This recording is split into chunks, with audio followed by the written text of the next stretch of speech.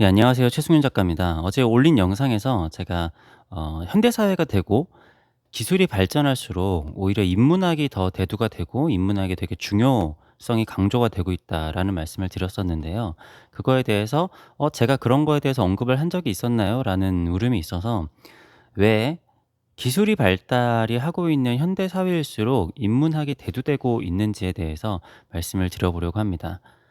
제가 뭐 중간중간에 사실 인문학에 대한 이야기를 많이 했었는데 어떻게 보면 제가 인문학을 논할 만한 인물은 아니죠. 제가 뭐 그쪽을 전공을 한 것도 아니고 지식이 대단한 것도 아니기 때문에 이거는 그냥 제가 생각했었을 때 그런 뭔가 저의 생각이라고만 이해를 해 주시면은 될 것 같습니다. 자, 일단은 인문학이라는 것에 대해서 제 생각에는 사람들이 요즘 사람들과 옛날 사람들의 생각의 차이가 있을 것 같아요. 그러니까 우리가 아주 옛날에 위인들을 생각을 했었을 때 저 사람들이 인본주의를 얘기를 하고 사람의 도리나 사람들 간의 관계를 얘기를 한다라고 했었을 때 지금 현대의 기준으로 생각을 하게 되잖아요. 근데 제가 생각했었을 때 지금 현대의 사람들과 과거의 사람들의 가장 큰 차이점은 우리는 지금 너무나 당연하게 생체학적으로 인간이면은 이게 피부색이 다르고 아니면 설사 뭐 장애가 있다고 하더라도 생체학으로 학적으로 인간이면은 다 같은 인간으로 평등한 인간으로 취급을 받아야 된다라고 생각을 하고 있어요. 어 아직까지도 어떤 나라는 노예 제도가 남아 있는 나라도 있었다라고 제가 알고 있어요. 최근에 뭐 폐지가 됐다라고 할 텐데 그쪽 나라에서는 노예 제도가 굉장히 당연한 것일 거고, 그리고 여러분들이 뭐 중세의 역사나 아주 예전의 역사들을 보시면은요.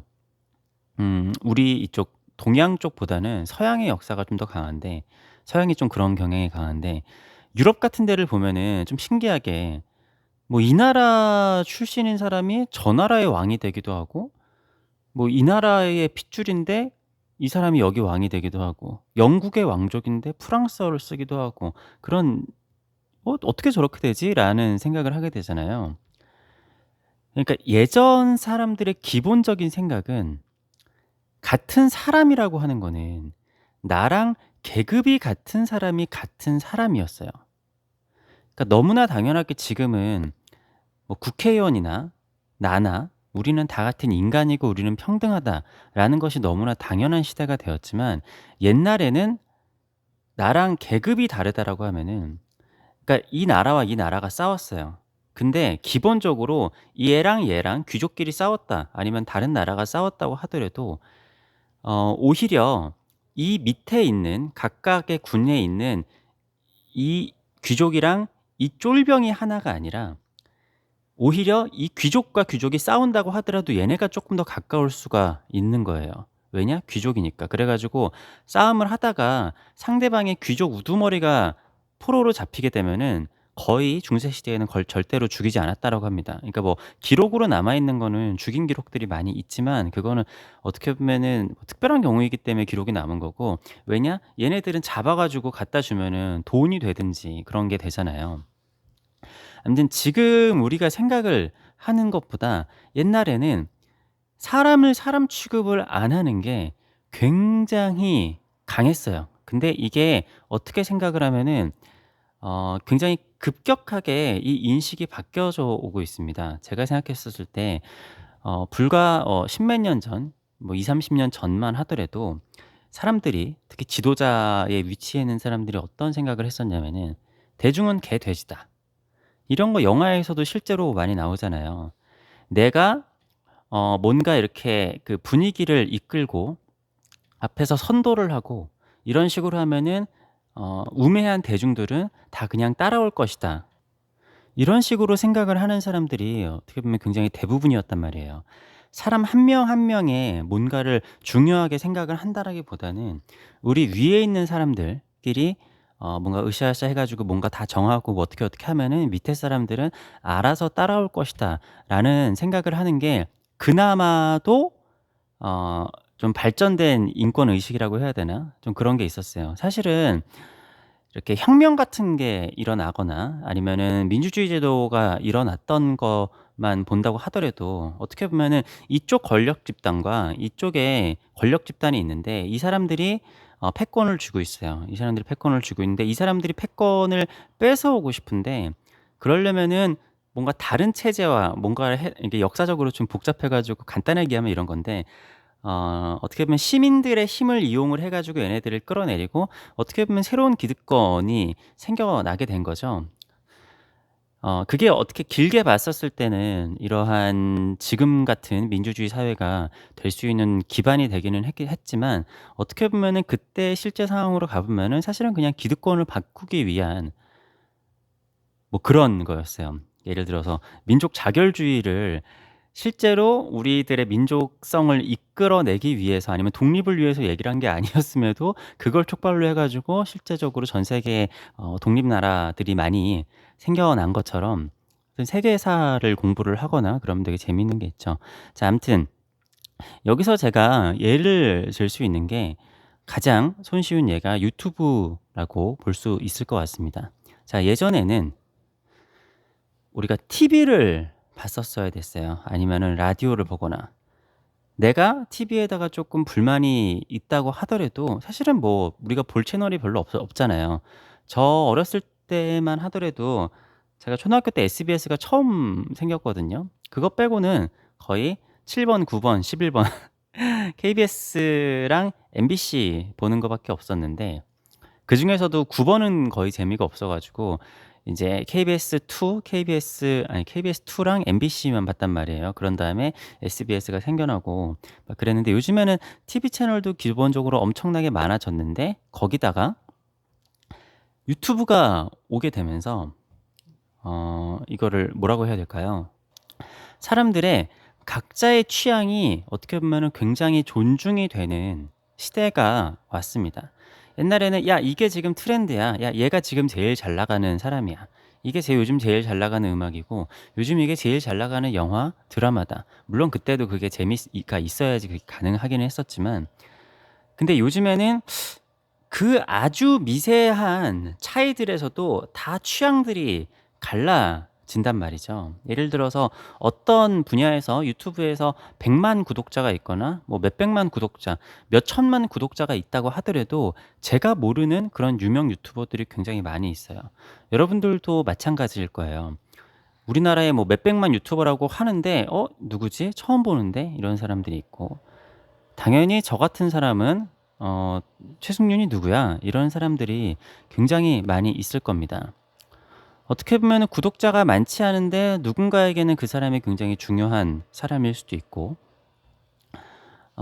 옛날 같은 경우에는 내가 뭐 이렇게 아이돌을 하기 위해서 TV에 나와야 된다. 그러면 PD한테도 잘 보여야지, 기획사 사장한테도 잘 보여야지 막 그런 식이 됐었지만 요즘에는 그냥 내가 유튜브에서 매력 발산을 해서 잘 되면은 '내가 잘 될 수도 있다.'라는 말이에요.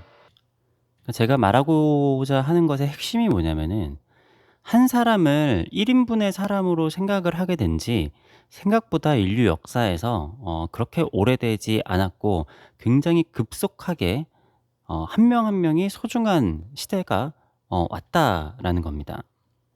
뭐 교육 같은 것들도 그렇고 옛날에는 수십 명을 그냥 교실에다 앉혀 놓고 그냥 선생님이 일방적으로 이렇게 뭔가를 가르치면은 학생들은 무비판적으로 받아들여야 됐었죠. 근데 요즘에는 서로 얘기를 한다거나 아니면은 이 사람 각자의 취향과 각자의 개성 아니면은 그런 거를 살릴 수 있는 교육들을 하려고 노력을 하고 있어요. 그렇게 됐다라는 게 아니라. 그런데 인제 어 세상으로 나오게 되면은 그런 것들이 되게 많아졌죠. 개개인의 취향을 살릴 수 있는 것들. 그러니까 옛날에는 사람들이 뭐 취미거리나 아니면 즐길 게 없어 가지고 다 맨날 그냥 술이나 마시고 그냥 그러는 거 밖에 없었잖아요. 맨날 소주 마시고. 근데 요즘에는 등산하고 싶은 사람은 등산을 하고 술 먹기 싫은 사람은 술을 안 먹어도 되고 내가 그냥 공부가 좋은 사람은 공부를 하고 유튜브 볼 사람은 유튜브 하고 음악할 사람은 음악을 하고 제가 생각하지도 못할 정도로 굉장히 많은 취향들이 존중이 되고 그 취향 을 공략을 해야지만 살아남을 수 있는 시대. 어떻게 보면은 그렇기 때문에 예술이 더 각광을 받는 시대일 뿐만이 아니라 제가 옛날에 잠깐 말씀을 드린 적이 있지만 미래에는 모두가 예술가가 되어야만 하는 시대가 올 겁니다.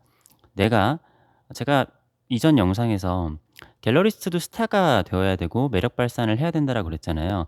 근데 원래 작가들이 하고 있는 게 그거예요. 제가 그때 "작가들은 해당되지 않는 얘기일 수도 있습니다."라고 말씀을 드렸던 게 뭐냐면은, 원래 작가는 스타가 돼야 되고 작가 자기네 자신의 매력 발산을 통해서 그냥 그걸 작품을 통해서 하는 거겠죠. 그렇게 돼 가지고 그걸로 활동을 하는 게 애초에 작가였단 말이에요.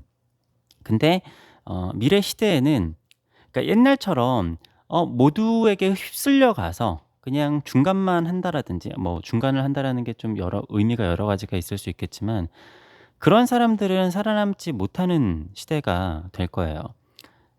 기계나 아니면은 AI의 발달로 인해서 그냥 기본적인 노동은 무의미한 시대, 물론 그런 와중에서도 중요한 그 인간적인 노동이 필요한 곳은 더 있겠지만, 그러니까 예를 들어서 뭐 사람이 한 땀 한 땀 딴 것들은 오히려 더 가치가 있어지기는 할 거예요. 그런데 그것도 당연히 장인이어야지 가능하겠죠.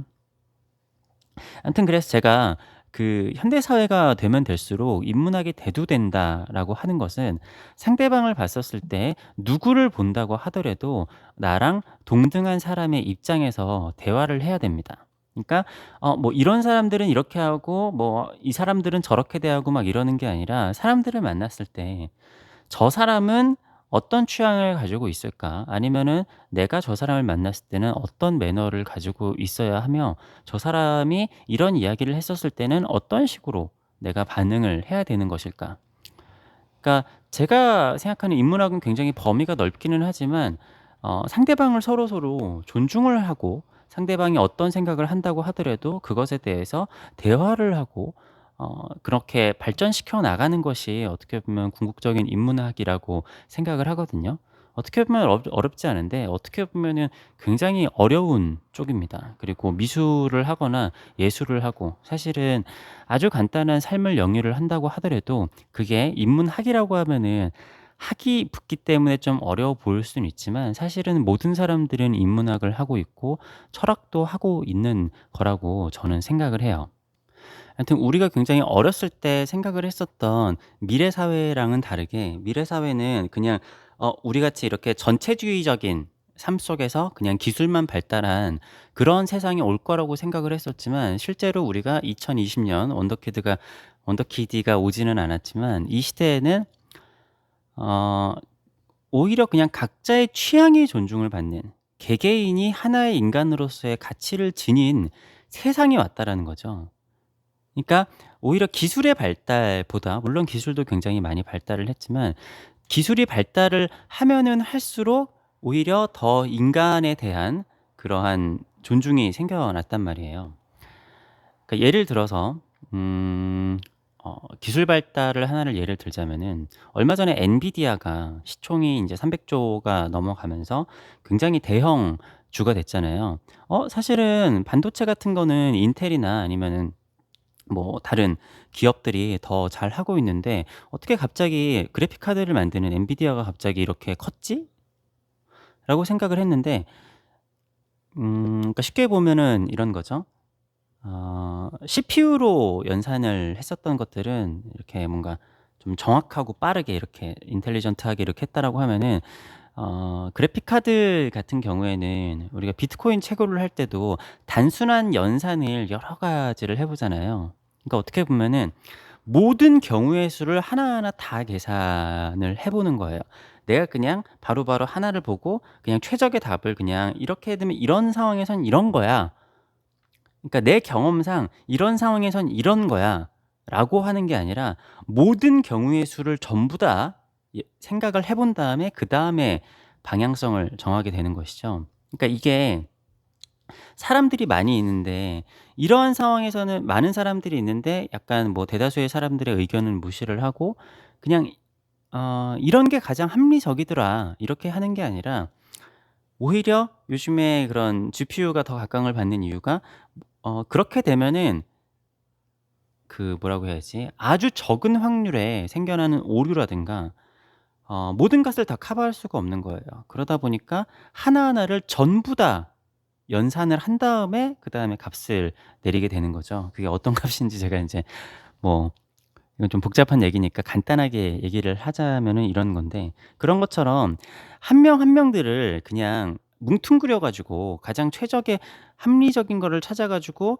이거는 합리적으로 하다 보면은 효율적을 찾다 보면은 좀 이런 떨거지들이나 이런 사람들은 어떻게 보면은 뭐 '이럴 수밖에 없어.' 이런 세대가 아니라 모든 거를 하나하나 다 돌볼 수 있는, 이게 좀 제가 CPU를 뭐 이런 것들랑 연결해서 하다 보니까 이게 연결이 좀 되는지는 모르겠는데, 아무튼 세상이 좀 그런 겁니다. 그래 가지고 지금 시대에 바로크 양식의 그림을 그리는 사람도 있고, 아니면은 아주 그냥 유튜브에 보면은 움막을 혼자 이렇게 짓고 아주 뭐 석기 시대처럼 직접 막 굴을 파 가지고 뭐야, 이렇게 도자기를 흙으로 진짜 파 가지고 굽는 사람들도 있고 그렇잖아요. 그러니까 오히려 현대는 한 가지의 방향성으로 가는 게 아니라 여러 가지의 방향성을 인정을 하게 되는 그런 시대가 됐는데, 그것은 누군가가 한 명이 김정은 같은 사람이 "이렇게 하자. 모두가 날 따라와라." 이렇게 되는 게 아니라 그냥 너도 넌 이걸 하고 넌 이걸 하고 넌 이걸 하고 넌 이걸 해 가지고 했는데, 그중에서 잘하는 사람이 있으면 이렇게 도드라지는 거고, 그러니까 진정한 어떻게 보면은 평등의 시대로 가고 있는 거죠. 그것의 첫걸음이 모두 다 '우리는 동등한 인간이다.'라고 생각을 하게 되는 것에서 출발을 한다라고 생각을 하는데, 제가 생각했었을 때는 그렇게 생각을 한 지가 얼마 되지 않았다. 제가 어렸을 때 학교를 갔었을 때만 하더라도 사람들이 다 다르게 뭔가 선생님하고 나하고는 도저히 범접할 수가 없는 윗사람 아랫사람, 물론 지금도 뭐 당연히 윗사람이기는 하지만 그게 아니라 동등하게 대화를 할 수 있는 존재. 예를 들어서 옛날에는 어린이들은 그냥 아무것도 모르는 존재라고 생각을 했지만, 아 어떻게 보면은 동등한 입장에서 서로 뭔가 대화를 할 수가 있는 거죠. "너는 왜 그런 생각을 했니?" 어린 사람의 생각이라고 해서 치부를 하는 게 아니라 어린 사람의 생각에서도 같이 뭔가 공감을 할 수 있고, 오히려 어떻게 보면은 배울 수도 있는 점이 있다라고 하는 게 제가 생각했었을 때는 현대의 인문학이 가는 방향이라고 보고, 그게 어떻게 보면 예술의 다양성과 그리고 우리 삶의 질을 높여주고 우리가 더욱더 행복해질 수 있는 방향으로 가는 방향이지 않을까 생각이 합니다. 그러니까 이게 그 현대의 인문학이라는 게 제가 생각했었을 때 이렇게 간단하게만 얘기를 할 수 있는 거는 아니에요. 그런데 그냥 전 영상에서 제가 얘기를 했었던 그런 인문학에 대해서 저는 이러한 생각을 가지고 했었던 거다라는 거를 오늘 좀 말씀을 드리고 싶었다라고 해야 되나요? 네. 얘기를 한번 해 보려고 했습니다. 근데 뭐 이건 그냥 제 생각이고 사람들마다 이것도 생각을 하는 게 다 다를 거예요. 그런 생각의 다름조차도 다양하게 있어야지만 사회가 발전을 한다라고 생각을 합니다. 당연히 저랑 반대되는 생각을 하는 사람도 있다라고 생각을 해요. 네, 아무튼 오늘도 긴 영상 봐 주셔서 감사하고요. 장마가 인제 그쳤는데 또 오나요? 네. 아무튼 제가 밖에 돌아다닐 때는 안 왔으면 좋겠고, 집에만 있을 때는 이거 가뭄이 오지 않을 정도로만 좀 왔으면 좋겠네요. 아무튼 영상 봐 주셔서 감사합니다. 좋아요와 댓글도 부탁드릴게요.